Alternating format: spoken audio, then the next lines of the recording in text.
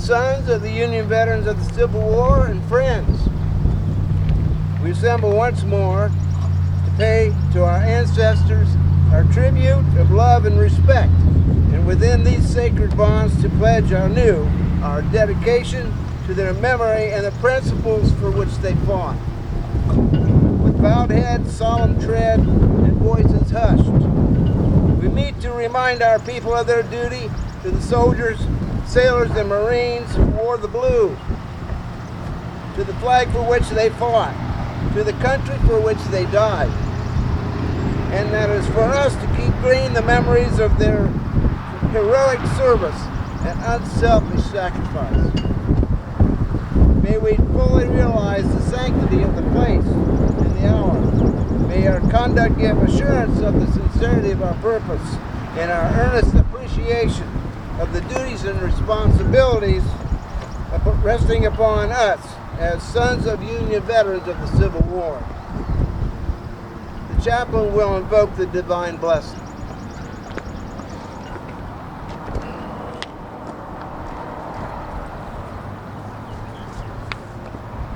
Let us pray. Supreme ruler of the universe, God of battles and of peace, we thank you for this day and hour, for this blessed privilege of meeting here as sons of soldiers, sailors, and Marines to do homage to the nation's dead. We thank you that in the day of trouble and the hour of danger, thou in thy infinite wisdom raised up men who were ready to do battle, and if need be, to die, that this country might be preserved. Grant us, we beseech you, a continuance of thy watchful care.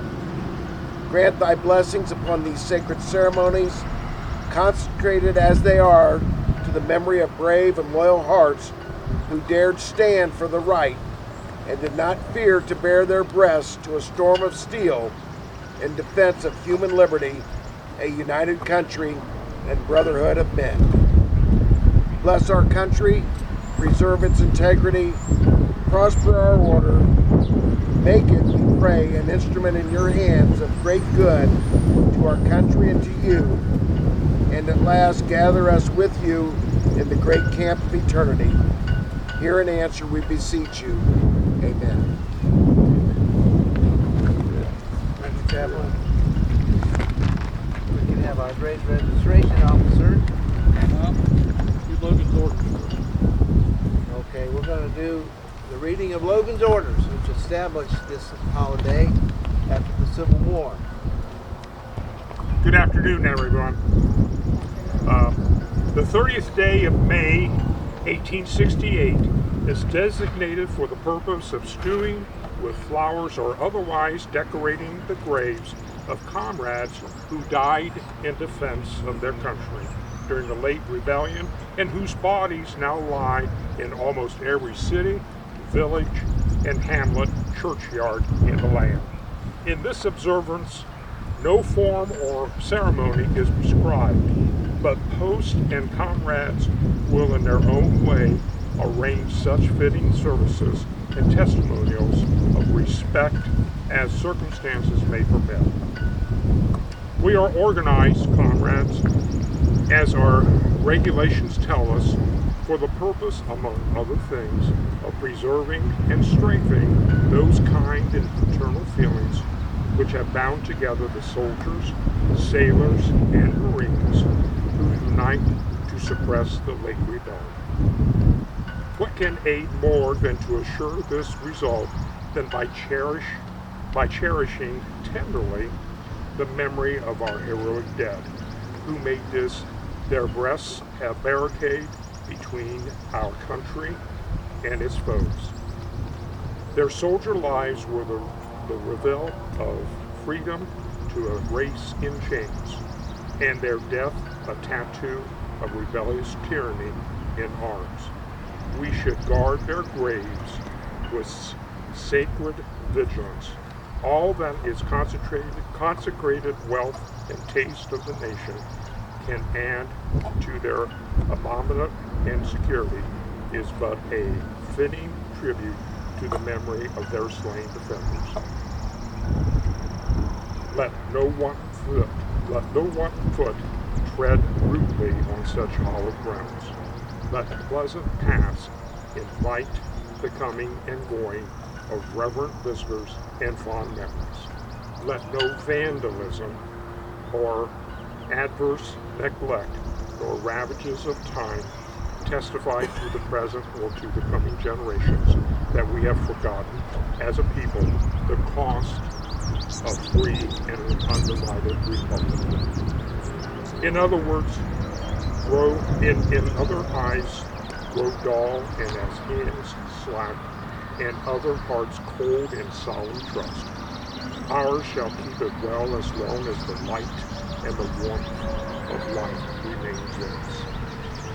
Let us then, at this time appointed, gather around the sacred remains and garland the passionless mounds above them with choicest flowers of springtime.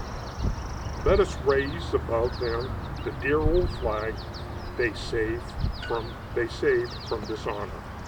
Let us in this solemn presence renew our pledges to aid and assist those whom they have left among us as sacred changes among the nation's gratitude, the soldiers, the sailors, widows, and orphans. It is the purpose of the Commander-in-Chief to inaugurate this observance with the hope that it will keep up from year to year, while the survivor of the war remains to honor the memory of departed comrades.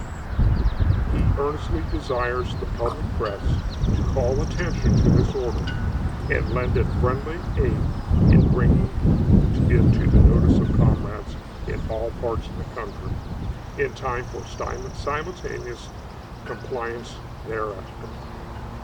This is from department commanders who will use every effort to make this order effective by command of John A. Logan, Commander-in-Chief, and by MP Captain Adjunct General. Thank you, Brother Rush. We now have a reading of the Gettysburg Address by Ron Marvin, our registration officer. Gettysburg Address by President Abraham Lincoln, November 19, 1863. 77 years ago, our fathers brought forth on this continent a new nation conceived in liberty and dedicated to the proposition that all men are created equal. Now we are engaged in a great civil war, testing whether that nation or any nation so conceived and so dedicated can long endure. We are met on a great battlefield of that war. We have come to dedicate a portion of that field as a final resting place for those who here gave their lives that this nation might live. It is altogether fitting and proper that we should do this, but in a larger sense, we cannot dedicate, we cannot consecrate, we cannot hallow this ground. brave men, living and dead, who struggled here have consecrated it far above our poor power to add or detract. The world will little note nor long remember what we say here, but it can never forget what they did here.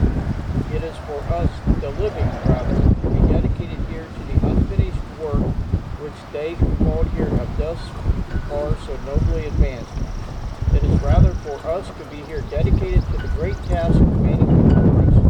That from these honored dead we take increased devotion to that cause for which they gave the last full measure of devotion. That we here highly resolve that these dead shall not have died in vain, that this nation shall have a new birth of freedom, and that government of the people, by the people, for the people, shall not perish from the earth. Brother Marty?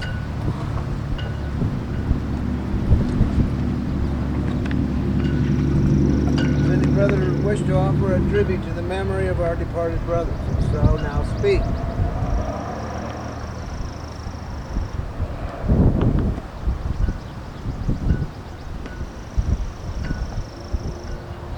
Chaplain, have you any word of comfort from us for the Holy Book, which has honored place upon our altar? Not at this time.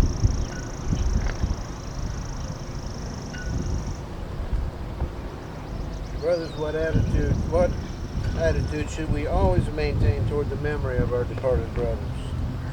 The faults of our brothers we write upon the sand, his and their virtues upon the tablets of love and memory. The chaplain will lead us in prayer.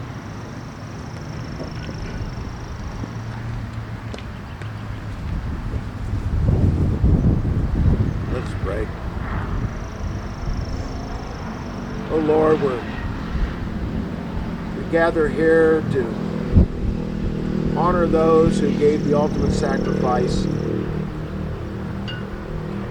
not just during the Civil War, but in all war sense, and those that are still putting themselves in harm's way so that our liberty may continue on. We ask your blessing upon our country.